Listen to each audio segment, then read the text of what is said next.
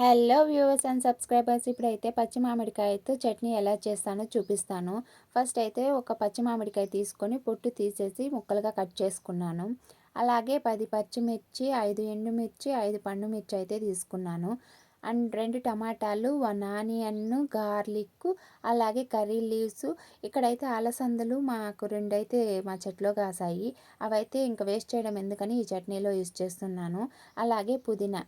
First అయితే pan పెట్టి పల్లీలను అయితే వేయించుకోవాలి. పల్లీలు వేగిన తర్వాత ప్యాన్ పెట్టి మళ్ళీ అందులోనే ఆయిల్ వేసి ఆయిల్ హీట్ అయిన తర్వాత జీలకర్ర, అలాగే మెంతులు మామిడికాయ వేస్తున్నాం కదా, మామిడికాయ వేసినప్పుడు మెంతులు వేస్తే టేస్ట్ అనేది బాగుంటుంది, ఫ్లేవర్ అనేది ఎన్హాన్స్ అవుతుంది. సో అందుకే నేను మెంతులు వేస్తున్నాను.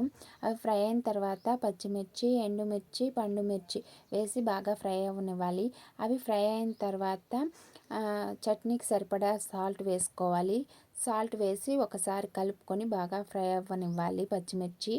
అండ్ దాని తర్వాత అయితే 1 ఆనియన్ స్లైసెస్ వేసుకొని, అలాగే గార్లిక్ వేసుకొని బాగా కలుపుకోవాలి. అలాగే నేను చెప్పాను కదా అలసందలు మా చెట్లో కాసాయని, అవి వేసుకున్నాను. దాని తర్వాత అయితే కర్రీ లీవ్స్ వేసుకొని ఫ్రై చేసుకోవాలి. ఫ్రై అయిన తర్వాత మ్యాంగో వేసి కొద్దిగా మగ్గనివ్వాలి. మగ్గిన తర్వాత పుదీనా లీవ్స్ వేసుకోవాలి. పుదీనా లీవ్స్ వేసుకొని బాగా కలిపి కొద్దిసేపు మగ్గనివ్వాలి. మగ్గిన తర్వాత టమాటాస్ వేసుకోవాలి.